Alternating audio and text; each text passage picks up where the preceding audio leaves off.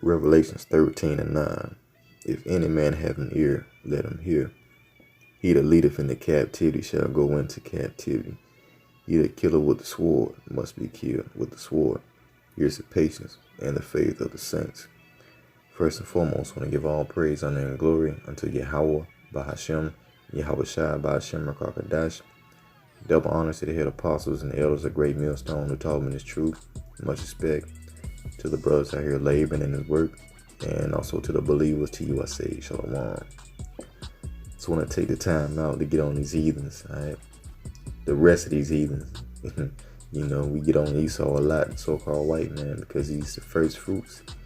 He's going to be the head tribe to go into slavery, alright? But along with them are these other nations who have joined alliance with the so-called white man in this new world order that you see now, and many other conspiracies against our people, the chosen of the Most High, which would be the so-called Negroes, Latinos, and Native Americans, going all the way back into the time, alright, when the Native Americans were here first, and Christopher Columbus and his goons came over here and oppressed our people. Hey, from there, even before that, alright, but pretty much from there up to now, with the so-called Negro, Latino, Native Americans, hey, they got a lot to pay for. But not only the so-called white man, but these other nations, which would be the Moabites, you know, you so-called Chinese, you Ammonites, you so-called Japanese, you Hamites, you so-called African, you Ethiopians, which, I mean, the name still stands today. You still got shit to pay for. You Arabs, you got shit to pay for. All of you nations have conspired to put us into captivity and to keep us at the bottom. And you rejoiced at that. Alright, our people are in such a low state of mind that they can't even accept the fact that they have been oppressed by all these nations. And this new world order is centered around the Israelites, alright, cutting us off from being a nation. It's Psalms, the 83rd chapter, you see? And so we're going to take a little time out and get the judgment of these heathens, man, for putting us into captivity. And ultimately, we're going to get the judgment of Esau, which is going to be complete damnation, in which after 1,000 years, you're going to be cut off from the earth. And no one is ever going to see you again, buddy. Ever. All right? So when we read Revelation 13:10, it says, he that leadeth into captivity shall go into captivity, right? Well, we normally, of course, associate that with being Esau, leading Jacob into captivity, which he did. But like I said before, these nations have conspired with Esau to keep us in captivity, you see? And they all going to pay. So this is something that a lot of you Israelites don't want to accept. Hey, but man, hey, the truth is the truth, man. This is First Maccabees 2:10. Says, what nation have not had a part in her kingdom and gotten up for her spoils? Who is that her? That her is talking about Israel, all right, who is married unto the Most High. So what nation have not had a part in her kingdom and gotten up for spoils? So there's not a nation other than the Israelites that have not spoiled our nation, you see? So therefore, all these nations are going to have to be paid back in their just due for what they have done unto our chosen.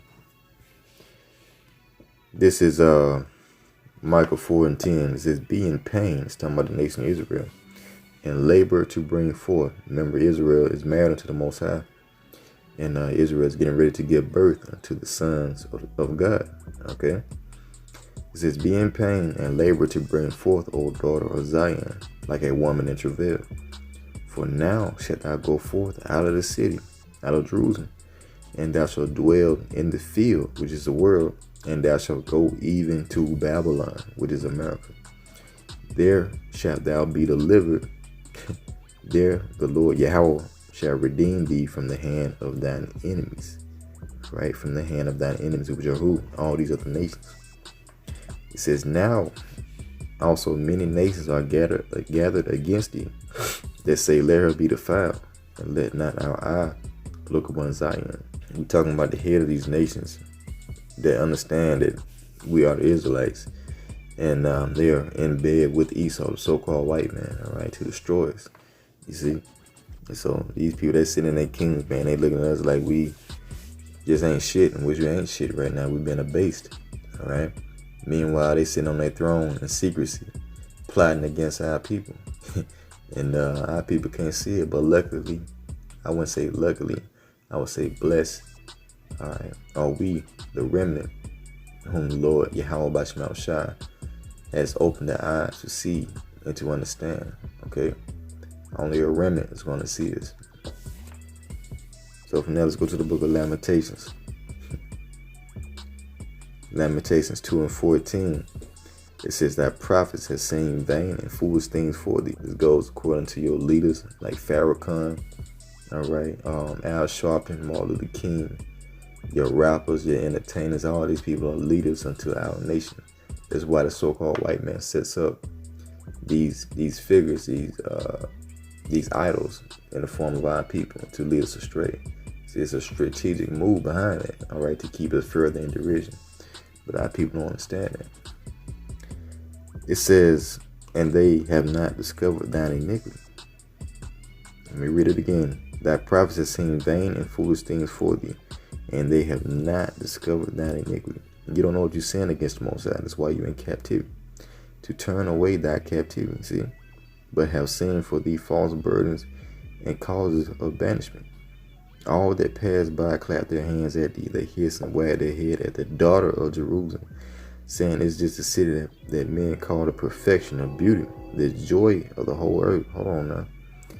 So the Israelites are supposed to be the joy of the whole earth. And we're not talking about no fake ass Jews over there in Israel. All right, we're talking about the so-called Negro, Latino, and Native Americans, who are supposed to be the joy and the leaders over the whole earth. But where we at now? We at the bottom. All right, picking up crumbs from the so-called white man. Let's see the rich man and the story of the rich man and Lazarus. Okay, verse 16. All thine enemies have opened their mouth against thee. They hiss and gnash teeth. They say, we have swallowed her up. We have swallowed her up. Certainly this is a day that we look for. We have found. We have seen it. See? So these nations are saying, hey, we've been waiting to get you niggas, you coons and you spicks and you wetbacks, all right, under our feet. You see? So these heads of these nations, they understand exactly who you are, man. Hosea 8:8. Israel is swallowed up. Now shall they be among the Gentiles, these other nations, as a vessel wherein is no pleasure. Ain't nobody come to see by the so-called black man, the so-called Native American, the so-called Hispanic. No, we don't own shit. We're not lending to nobody. So what they come to see us for? You see, we coming to them. And that's in the curses. In Deuteronomy 28 when it says that, hey, they should be the head and you should be the tail. All right. All right. They shall lend to you, but you shall not lend to them. So we're in a position right now to where we're pretty much beggars on the earth. All right. But we actually, in actuality, we're kings. We're kings in a nation of priests, according to the Most High. So from there, let's go to the book of Jeremiah 30. Jeremiah 30:16.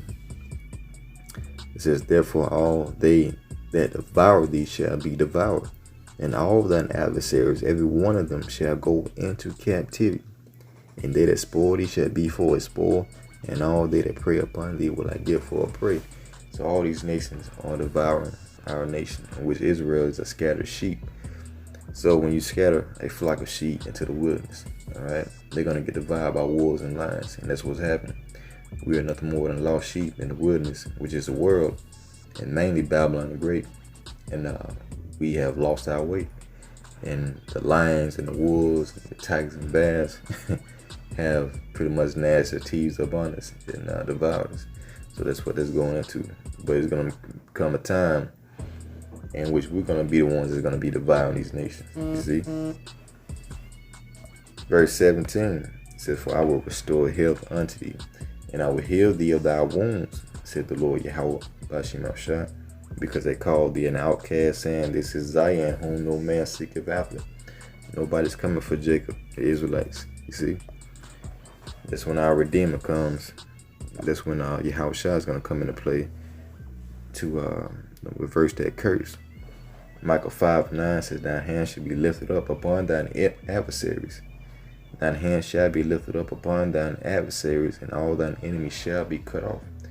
And it shall come to pass in that day, said the Lord Yahweh Bashim Shah, that I will cut off thy horses out of the midst of thee, and I will destroy thy chariots.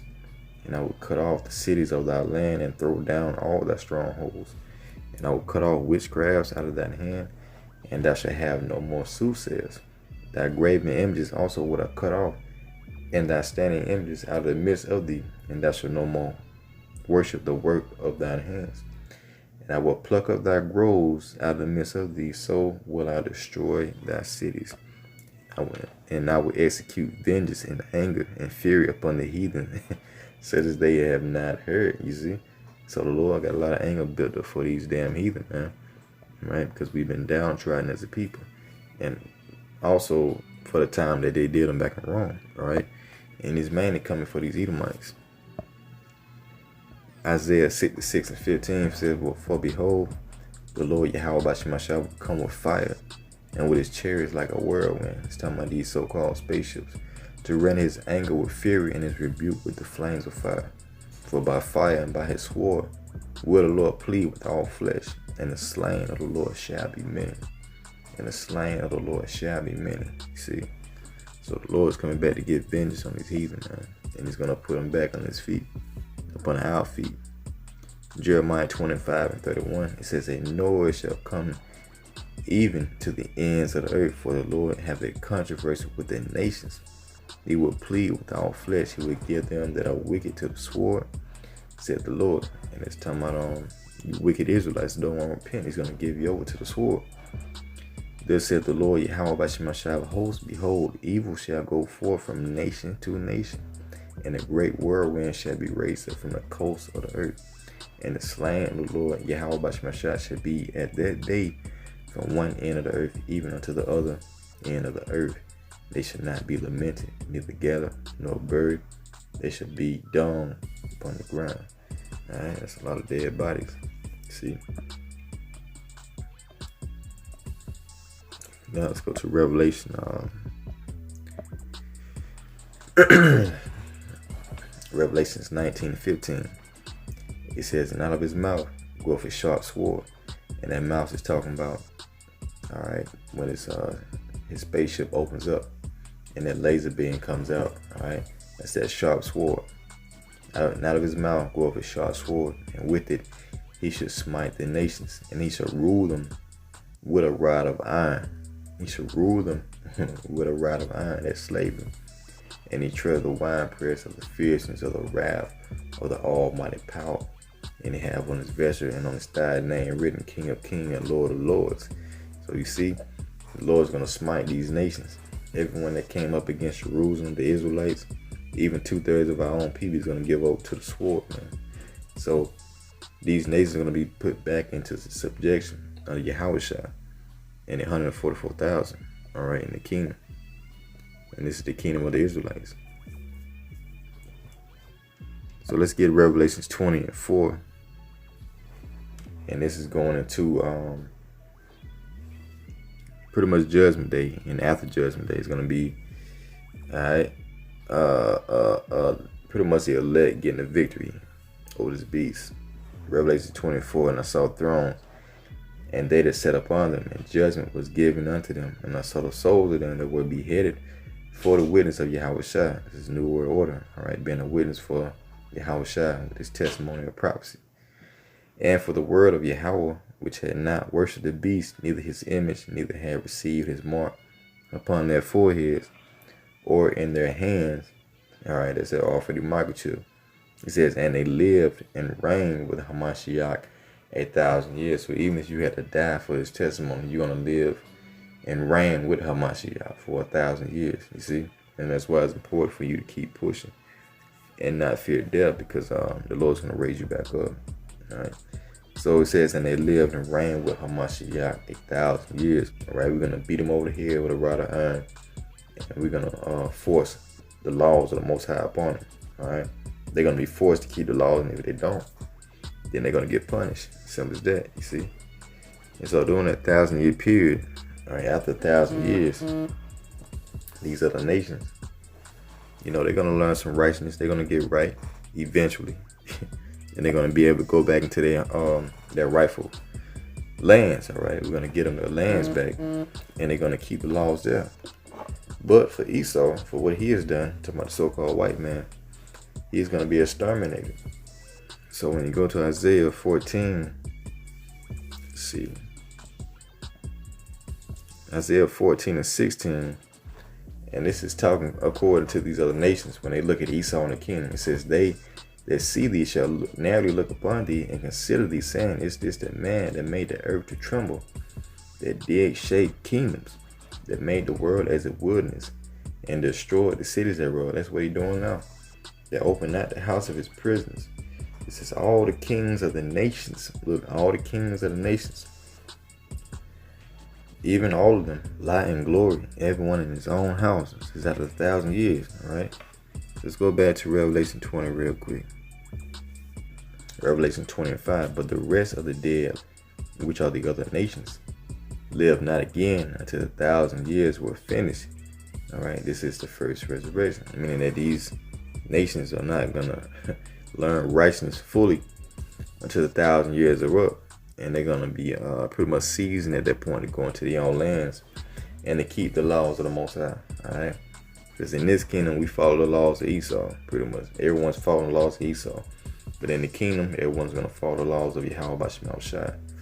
So going back to Isaiah 14, and verse 18 says, and all the kings of the nations, even all of them, lie in glory, everyone in his own house. It says, but thou art cast out of thy grave like an abominable branch, and as the raiment of those that are slain, thrust through with a sword, they go down to the stones of the pit as a carcass trodden on the feet. Thou shalt not be joined with them in burial, because thou hast destroyed thy land and slain thy people. The seed of evildoers shall never be renowned. Prepare slaughter for his children for the iniquity of their fathers, that they do not rise, nor possess the land, nor fill the face of the world with cities. For I will rise up against them, said the Lord of hosts, and cut off from Babylon the name, the remnant, son, and nephew, said the Lord.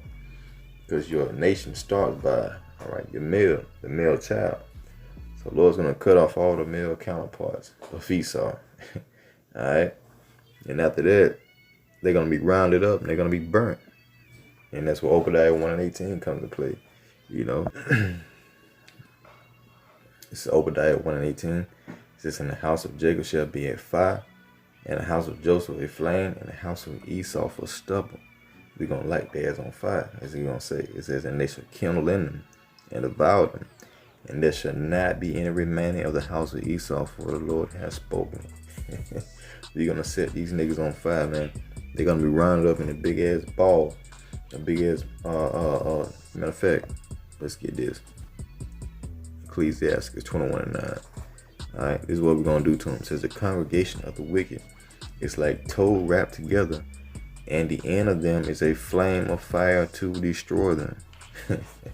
And that's a precept from Obadiah 1 and 18. Alright. It says, in what? In the house of Jacob shall be a fire, and the house of Joseph a flame, and the house of Esau for stubble. And they shall kindle in them and devour them, and there shall not be any remaining of the house of Esau, for the Lord hath spoken. God damn. I would not want to be an Edomite. 1,000 years of rough, hard-neck slavery. If you think about all the stuff that you did to the Israelites, and you're gonna be ruled in the kingdom by immortals, and you're gonna have to go through that punishment. That severe punishment that's gonna be worse than what you did to us, and then you're gonna be burnt off the earth. Hey, that's pretty much mercy if you think about it. You know, that's gonna be mercy after 1,000 years, just round you up and burn you off the face of the earth. And when you get burnt off the face of the earth, then no one's gonna know who you are anymore. Matter of fact, let's read this. Job 25 says, let's start at verse 4. Job 24. Knowest thou not this of old, since man was placed upon the earth, that the triumphing of the wicked is short, and the joy of the hypocrite but for a moment?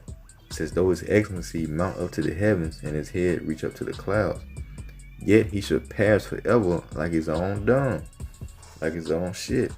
They which have seen him shall say, where is he?